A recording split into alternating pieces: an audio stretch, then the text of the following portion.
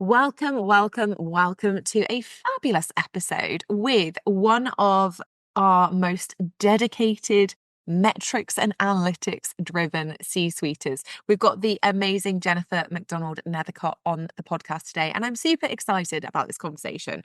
Jennifer's somebody I have known for quite a long time, actually, and I had come across her in various places around the internet before I even started the C-suite. And Jennifer and I bonded over a hatred probably of social media marketing, which, given that she's in the marketing space, she's going to share some epic insights about that throughout this episode. So peel your ears back because it's a good one. We also bonded over a love of Taylor Swift, because who does not love Taylor Swift in this dynamic? And we also both are metrics, spreadsheet, data nerds. So throughout this conversation, hopefully you are going to get an understanding of all of those things, why they're so important to your B2B sales process, and also how marketing and sales teams should operate in synergy. Now, whether that's in your own business, operating as both a marketing consultant for yourself and a sales consultant for yourself, or whether it's in companies and the organizations that you're working in, and watching those two teams perhaps treat each other a little differently than would be ideal and expecting fabulous results. This episode is a really, really great one for understanding where marketing begins, where sales starts, and ultimately where invoicing comes in as well. So please do pin your ears back for this one. It is an epic conversation with somebody whose skills and expertise and quality of delivery really stand out in the market. I hope that you enjoy this conversation as much as I enjoyed recording it. Welcome to the Selling to Corporate podcast, where we're going to be challenging your sales beliefs around selling to corporate organizations and help you increase your bottom line profits every single month. I am Jessica Lorimer, your sales expert and guide in this world of selling to corporate companies, skyrocketing your company sales and making the impact that you really want in the world. Now, don't forget, if you do enjoy the show today, please do head over to iTunes and leave us a review. But enjoy this episode, and I am really looking forward to sharing some epic sales wisdom with you.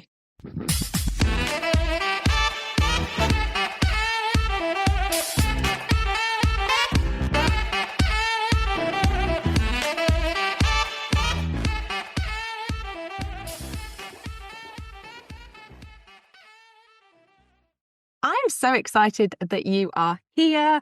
Please introduce yourself, Jennifer, and tell the world the epic things that you do. So thank you for having me on, Jess. Yes, my name is Jennifer Macdonald Nethercott, and I own my own marketing business up here in the Highlands of Scotland called Strath Communications.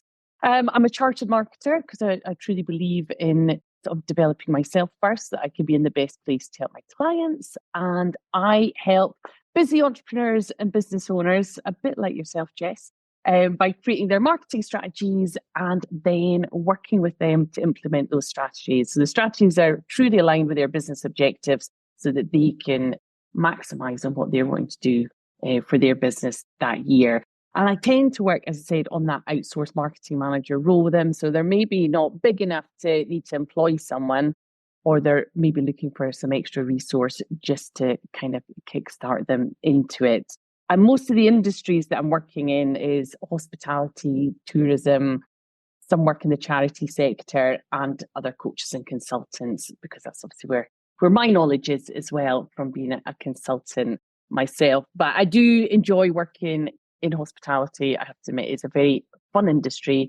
There's always a campaign to be launched. We're only in September, but Christmas is top of the list at the moment. So it is fun, and you do get to visit some fun places working in that industry as well.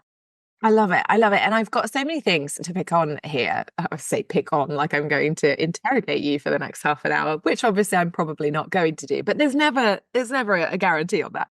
So I always think it's really interesting because we get so many people inside the C-suite who work both with individual So a bit like you working with some of the smaller business owners and the coaches consultants, and who also have developed this B2B revenue stream around, okay, I'm also going to work with companies that are more established and do really cool things for them.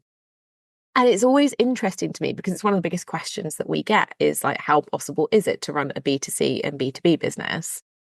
And I always think, well, I do it, so can't be rocket science. Obviously, you do it. You're infinitely more intelligent than I am. So also, that's evidence. But I think probably the more interesting question for people to know the answer to is, what's the difference working B2C and B2B? So as somebody who now does both, what would you say the difference is? So I do approach them the same way because ultimately someone who's maybe, just, a solo business owner Mm. ultimately is still wanting to generate a profit, work with the right clients and be seen. It's just maybe on a different scale and you're doing slightly different things because maybe the budget's different or they are looking for, a bit more personalized approach with how they're reaching your clients. But in terms of my approach to sales and getting in front of those people, I take the same approach. So that's what I do. Because again, as well, someone who is maybe a solo business owner, I quite like it because they'll make decisions very quickly, which again is why even in the corporate world, I like dealing with business owners Mm-hmm. who are the decision makers and in charge of the budget. Because again, then you're not going through lots of different people to get budgetary sign off before you do that project.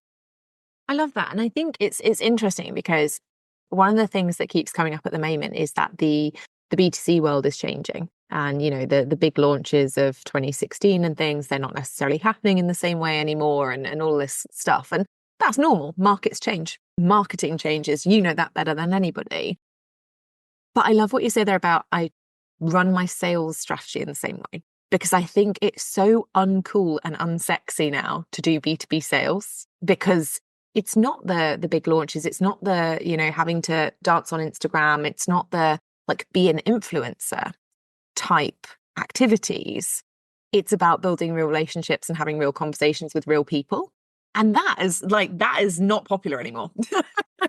Well, and I find as well, I've been running my own business for 6 years now, Mm. and it certainly wasn't popular 6 years ago. Yeah. But I didn't want to do that big launch. I didn't want to have an online business. I wanted to work with people because I like working with people. I like building up relationships. I like having the conversations. So it was really difficult in some of that sort of world 6 years ago where everyone was like, you need a digital course, you need a Facebook group for membership. And I was like, I just couldn't think of anything worse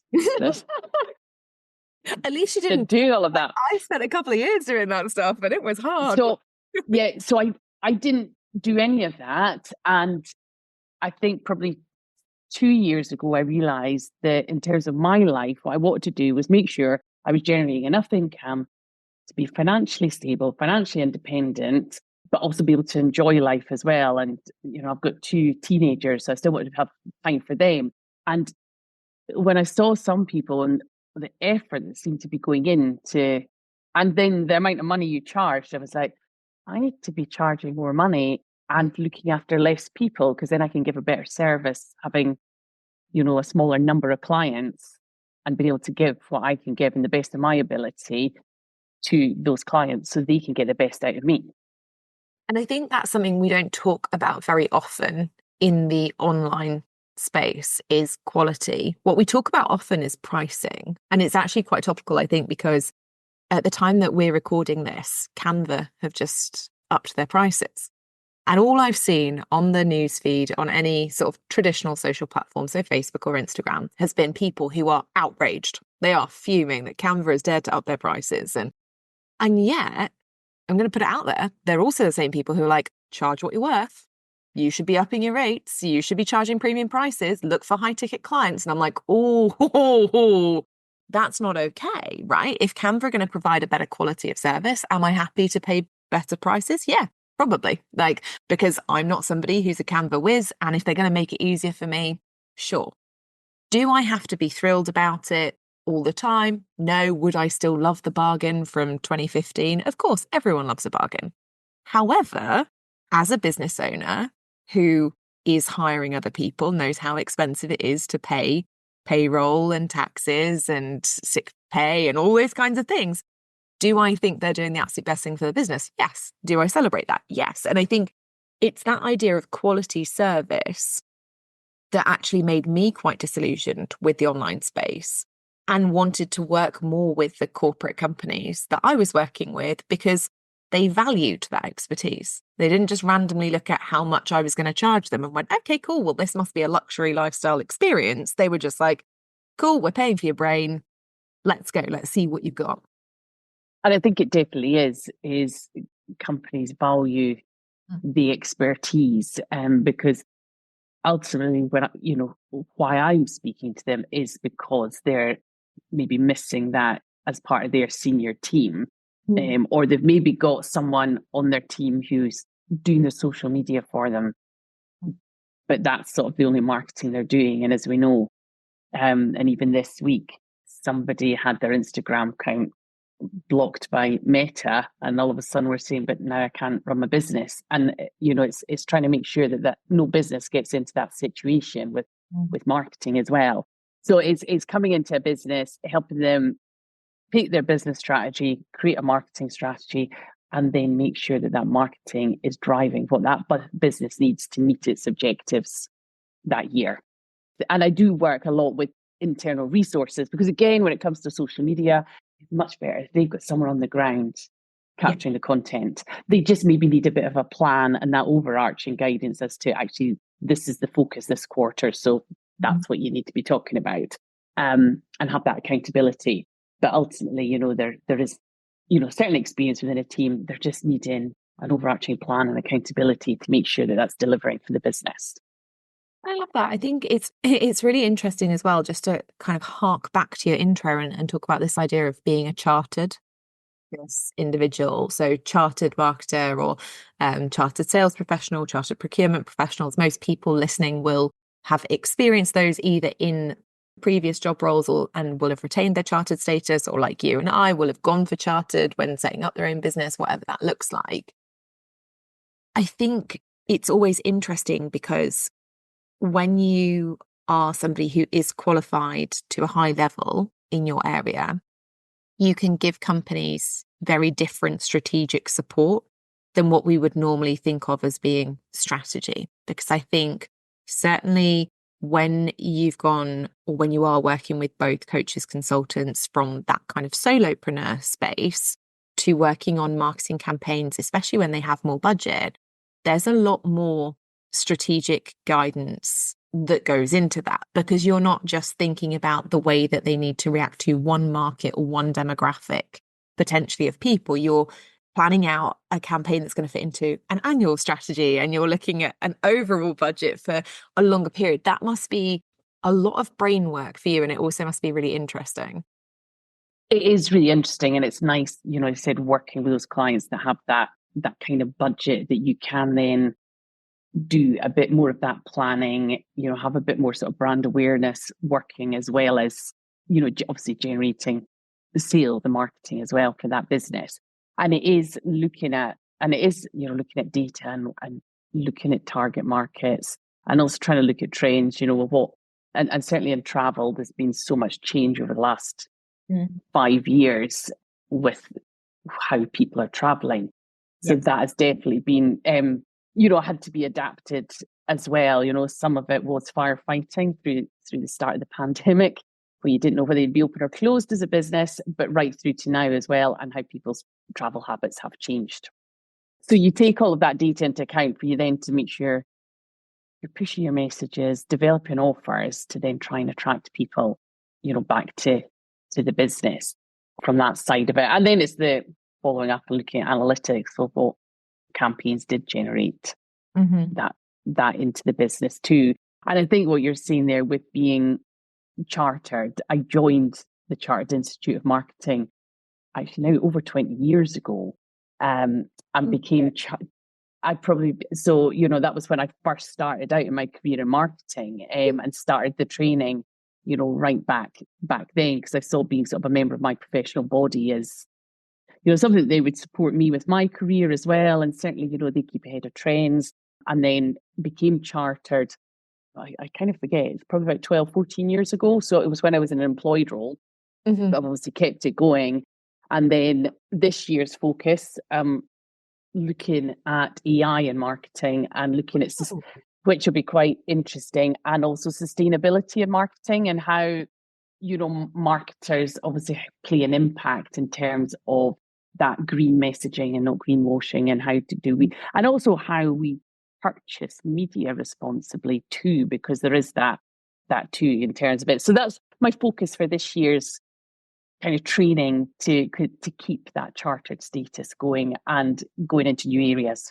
I love that. And I think it's so relevant, especially because you're one of the people inside the C-suite who actually sells regionally. You look at your local region. So Jennifer is based in the most gorgeous place. If you haven't met Jennifer yet, go and look at her on LinkedIn, obviously for professional reasons, but also look on Instagram, because you have like the Highlands, and I'm just like so jealous. When we started this conversation, you're like, "Oh, there's snow on the hills today," and I'm just like, "Oh, that's the dream. It's like living in Braveheart." Well, it totally is, because I live in the Cairngorms National Park, so it is a beautiful part of the country. So I do feel very privileged and grateful that I've been able to, I've been able to build a business here as well. So, and I suppose that's the beauty of how we're talking today, is I don't necessarily have to be face to face with clients, but I have decided, where certainly some of my knowledge is certainly in hospitality is in Scotland and the Highlands of Scotland. So I do a lot of my focus in terms of lead generation and business development in this area, because there's still huge opportunities. And Inverness was just awarded one of the UK's green free ports. So the opportunities to come from that are probably still to be seen, because it's still so new, but the investment that's now coming in internationally, and Inverness is only 40 miles from me, the hope and the opportunity is that will then start to grow and develop business across the region.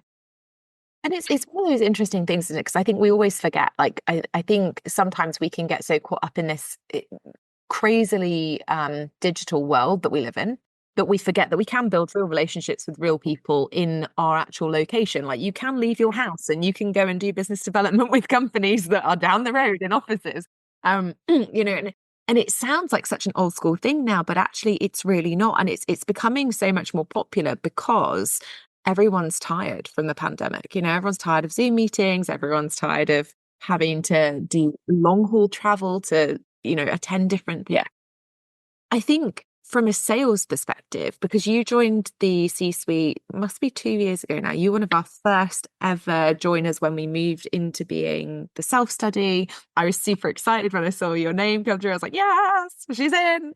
So talk to me about that. What's changed about your sales from 2 years ago to now?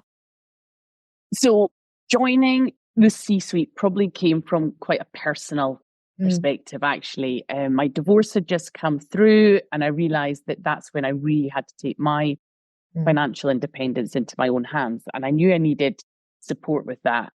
I'd been doing business, and actually through the pandemic, there was quite a few, government growth funds, which helped me because I'd managed to, deliver business as part of that, but that had obviously all dried up. And I was like, I need to take this into my own hands and figure out what I was going to do. So I joined then, and then I decided to move house and downsize. So I had like 2 months with moving house, as you know yourself, where all you're focused on is I've got to sell my house, I've got to pack boxes and move. So I came out of that period in November last year going, my 2024 is looking really light. I now need to get serious about the resources that are in the C-suite and actually developing it. So I did, and it was the process I put in place was committing 1 hour a week to, I did some of the training, then committing 1 hour a week to do lead generation and business development. I committed to going to one in-person networking event a month.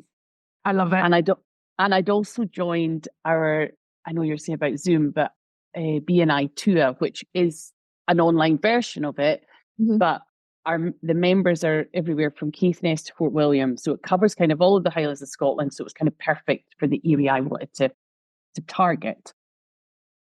So by doing those three things, by the time it got to January, I was happy with what I had on the business on the books.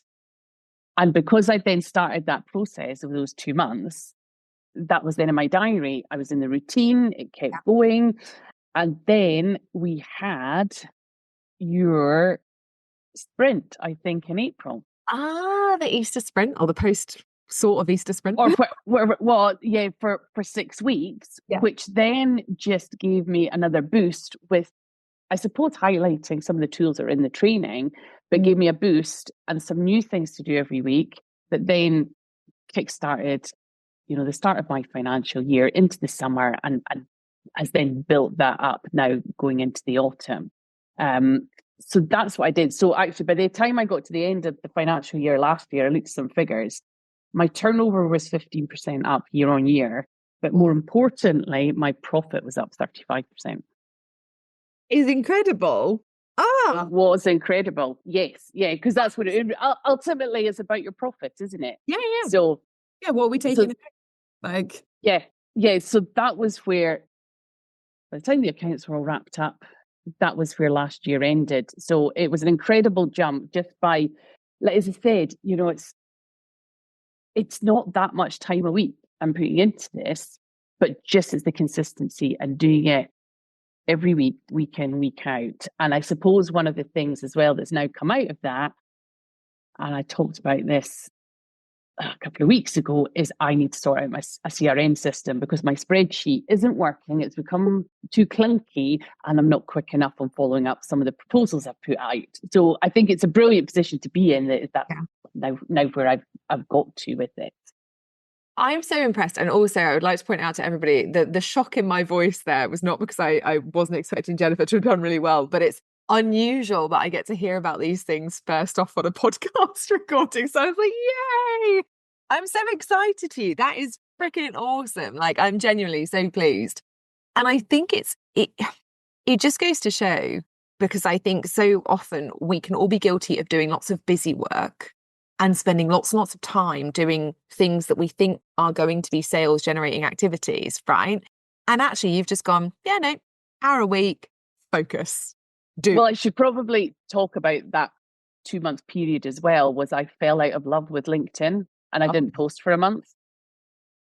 Yeah. So it just shows that because LinkedIn's driving me crazy. Yeah. So I do now, I still do post once a week on LinkedIn, but it's totally brand awareness, because I'll end up going to these face-to-face networking events and people will say to me, "Oh, I saw you on LinkedIn doing this." They never comment, like, or share or anything. And that's why I broke it back. I only need to post once a week because it's not sales generating, but it just keeps my name on people's radar. And that's the only time. And LinkedIn, I tend to do that a bit more for fun because it's nice to sometimes it's the same posts, but it's a bit more of a fun one. I try and do a few wee reels and things, but that's more for me just to try and keep up to date with what's going on. And this is it. Like, for those of you listening, you're hearing this from a marketing professional, like an actual chartered marketing professional, somebody who teaches businesses and looks at their outsourced marketing strategy for them. To say the platform is not doing what it used to is huge, and I think it's something that is worth acknowledging, because I see so many people who are posting on LinkedIn and they'll post on LinkedIn and they'll do their 20 minutes of engagement or whatever it is that they're supposed to do, but they're not getting corporate clients from it. They're getting a lot of engagement or likes or validation. And I think that it's really difficult, because I know that over the last probably 6 to 7 months, what I've seen is that stakeholders are returning to LinkedIn, and that's really interesting, because during the pandemic, we had this huge period where a bunch of entrepreneurs had flooded LinkedIn and were crying on it and stuff. And so obviously stakeholders like, oh, I'm good. and now they're returning. But the interesting thing that seems to be happening is that people are using LinkedIn to become like a top voice. And, and I've talked openly about this experiment that I did with that. but they're looking for the likes and to go viral and to, create a huge following on the platform. Whereas what you're saying there as somebody who is an experienced marketer is, yeah, cool. It's good for brand awareness. It can be wonderful. But where you're actually doing your sales activities in those conversations and it's in your outreach. Yes, and that's what we're doing rather than on LinkedIn. I do use LinkedIn for some of the outreach, but again, it tends to be more with people I've maybe met in person or been connected with a long time rather than necessarily brand new people. So I do use it, following up a networking event. I'll just go and check that I'm connected with people on LinkedIn that I've met there, because again, it just helps. Again, it's about that brand awareness and just keeping myself on it. But I suppose if you're a different type of business, like obviously this one this week, I can't remember what they were. I think they were selling cakes or something on Instagram. Yeah. So people that can, but again, like when you think about the price point of a cake, it's quite different for them doing that social selling. And I have bought a phone cover off of Facebook ads that appear in my face. So I do it as well. So it does work. But again, a phone cover is a different price point for that kind of social selling and, engagement. 100%. And I think it's, gone are the days where you can just stick 20 quid into Facebook ads and, have 200 people signed up to a webinar. Like that is very firmly back in 2015. I think the interesting thing here is listening to you as somebody who is in that marketing space and who spends a lot of time analyzing trends and insights and planning out campaigns that are really successful for companies, is that you're hearing the difference between this is marketing, this is what marketing is doing for me and for the businesses that I'm working with, and this is what my sales activity is doing for me. And I think that's really nice because sales and marketing are supposed to work in synergy. Often they unfortunately don't. I will take some responsibility for that. Sales tend to be quite arrogant little so-and-sos, and we always assume that marketing leads are not good inside organizations. I was going to say, yes, I have been there and done it. And the number of times a salesperson said to me, oh yeah, it was just word of mouth that brought them into us today. And I'm like, I don't think so. And that was quite a long time. I worked in the motor trade. So obviously sales execs in the motor trade are different people. So yes, it was always word of mouth. That's what drove everyone in to buy a car. And you're like, don't think it was. Okay, everyone's out there driving Volvos just because they heard that their friend had one. It was all right. Yeah. If Volvo listening, you should sponsor Jennifer. Like, it is that kind of thing, though, is it? It's such or it should be two disciplines that are so full of synergy and harmony. And instead, if you go into any organization, the two teams not even intensely dislike each other as people, but just intensely dislike the other's role. And nobody really seems to understand in organizations where marketing starts and sales begins, and where marketing finishes and sales ends and finance starts. Like it's all of those things. I think one of the great things about what you've done is taken that huge wealth of experience that you have to create that epic brand awareness for those organizations in hospitality and in travel, and you can benefit them so much differently than other providers in the local area, or even sort of in a digital age, internationally or nationally, because of your local experience as well and your actual passion for the area. That makes a huge difference. And it certainly does in those. You do need on the ground sort of some local knowledge as well when you're trying to attract people to it, to an area as well. Yeah, I love that. And so what would you say have been the most interesting things about B2B sales for you now? What are the things that you maybe didn't think that you would enjoy doing but now do, or just the things that you've experimented with and thought, yeah, actually I'll give it another go, I'll continue doing that? I think part of it is having probably the confidence maybe to reach out to people that you maybe don't really know, and just, doing that maybe initial email out to them, because the worst thing they're going to say is no, or not come back to you. It's one of the two. It's also having the confidence to ask for introductions to specific companies as well, because that's much nicer if you get a warm introduction from someone you know into a business. So that's generated some really nice conversations. So I've really enjoyed that side of it as well. And I still haven't got around to picking up the phone yet for doing cold calls. I haven't quite got over that one yet. It's because, again, it's that thing. It's like, as a marketer, sales doesn't necessarily come naturally to you. But when you set up your own business, you have to become a salesperson. Otherwise, you're not going to earn any money. So and that's one of the things, is that, and it's also then also sharing with them, maybe like some of the smaller business I work with, that you do then have to speak to them about what sales they're doing, because ultimately, even for, like other coaches and consultants I work with, they need to be doing that one-to-one outreach as well to generate it, because marketing's not going to provide all the leads they need for generating the income they want to. So that's probably where I've found that enjoyment, and it's probably got me a bit more organized as well with tracking who am I in touch with, what's the outcome been, what the feedback is, and how then I can, maybe tweak who I'm approaching, in different industries or slightly different roles for the next round of outreach I'm doing. I love that. So essentially what we've done is converted you into somebody who loves proactive outreach. That's what we're saying here. That's what you're saying. Yes. And I do actually enjoy it now. And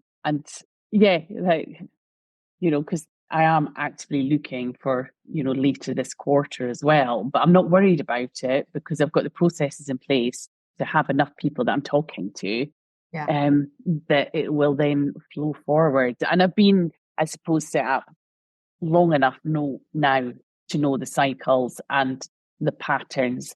And it's been kind of similar over the last 3 years, actually, the pattern that I've gotten into in terms of, some of the shorter projects and when they drop off and then when the next ones come on board. So, so you don't worry about it. It all will flow. I really like that. When you've got enough in the pipeline, you can feel that confidence to know what will come through. And again, it comes down to, I think, both sales and marketing disciplines are big data nerds. We all like analytics and metrics and being given like clear numbers to aim for. One of the things I love about the way that you use the C-suite is that everything is done by your metrics, and you are one of our religious like trackers and you know exactly what's going on. But I think the point there is really interesting because what we measure, we can change. And when we're looking at our pipeline, you can get really nerdy on that really quickly. If you're noticing the same cycles year on year or quarter on quarter, you can start looking at, okay, well, when do I want to turn the sales tap on for this? And actually, when do I not really need to do a lot? And you can dig into your average transaction value and your customer lifetime value and all of those things that year on year make your sales process an awful lot easier and mean that you actually do an awful lot less. It also means I can plan for when I want to have slightly less on, like over the summer holidays. I can then, so that I know I can have some holiday, some time off, spend with the kids. So I know then that's, so you can then start to do that as well. And again, like at Christmas, to have a bit of, you're not having to work between Christmas and New Year, it's that just pulling back a little bit. But you also know as well, like in December, folk don't really want to talk to you anyway. No, so drinking eggnog and like doing that thing. Yeah, so it kind of works in quite good. So it gives you quite a nice time for planning for the next financial year and gives you a bit of headspace. And you do start to get those cycles, and it's nice, then when, right, you need to ramp up stuff for, autumn and spring. So you can do a bit less in the summer and you can have that nice cycle. I love that. Thank you so much. Honestly, this has been so interesting. And I say to everybody, the only question I ever have planned for these episodes are around the C-suite. And if somebody is listening and thinking, I keep thinking I might join, but I'm not sure. And is it right for me? And should I do it? And essentially sitting on a very big precipice of jumping in and improving their sales or waiting a little bit to test the water, what would your advice be? So my advice, and certainly what was probably one of my drivers for getting involved with the C-suite was if you want that tried and tested sales process that provides results, then the C-suite training and the support we get from other members and the accountability calls from you will deliver on that.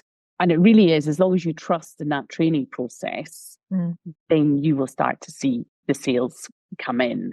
And I think, as I've sort of already said, as long as I'm doing that one sales activity a day to get qualified sales leads in, then that converts. And it's helped prevent that feast famine cycle that I was certainly in my first few years in business. Oh, yeah. Because I know that if I keep just doing that little bit every week, it keeps my sales activity coming in. So as I mentioned, this project's end, the next thing comes in. So really sort of my advice, if you're thinking of joining, it is that as long as you do what Jess says, then the results will follow and you'll have a business that you can grow or have as sustainable as you wish. And that's the kind of what I found and really sort of taken from it. Being part of the C-suite is helping me with my goal of just having that financial stability and independence. So thank you, Jess. Oh no, honestly, you're welcome. You're a pleasure. Like you absolutely are. I'm so impressed by everything that you do, and I'm impressed at the dedication that you put in. I think, one of the key things that people always need to understand is that the process works if you do. And you're somebody who really embodies that. And I'm just really proud of everything you've achieved this year, but also the things that you've put in place already for 2025. It's going to be so exciting. Thank you so much. I appreciate it. Where can people find you? So I know that there'll be a lot of people listening to this who'll be like, oh, can I get Jennifer in my back pocket? I'm a coaching consultant. But also I know that there'll be companies who listen to this and be like, our outsourced marketing campaigns are not very good. So where's best? If LinkedIn is brand awareness these days, is there a better place, or is it hooking up with you over there and looking out for you? So first place would probably be through my website, which is strathcoms.co.uk. Or if LinkedIn is where you hang out, I am generally on there once a day anyway. And you can find me under Jennifer Macdonald Nethercott, which is dead easy because there's only one of me in the world. So you'll find me. I love that. Like that is a USP right there. Amazing. It is. We will get those links into the show notes for you as well. But thank you so much for coming on today. Honestly, I really appreciate it. I know everybody who's listening to this episode will have got an awful lot from your honesty and generosity around sharing as well. And for those of you who have listened, if you have enjoyed this episode and got some key takeaways, please do go and reach out to Jennifer and say, I think one of the things that we can always forget is the fact that people give up their time to share their journey with random strangers on the internet. And that's quite a ballsy thing to do. So if you have got a key takeaway, please do go and reach out on LinkedIn or on Jennifer's website and just say, hey, look, I thought this was really cool. And by the way, if you need any support with marketing, you know where she is. We'll see you in the next episode.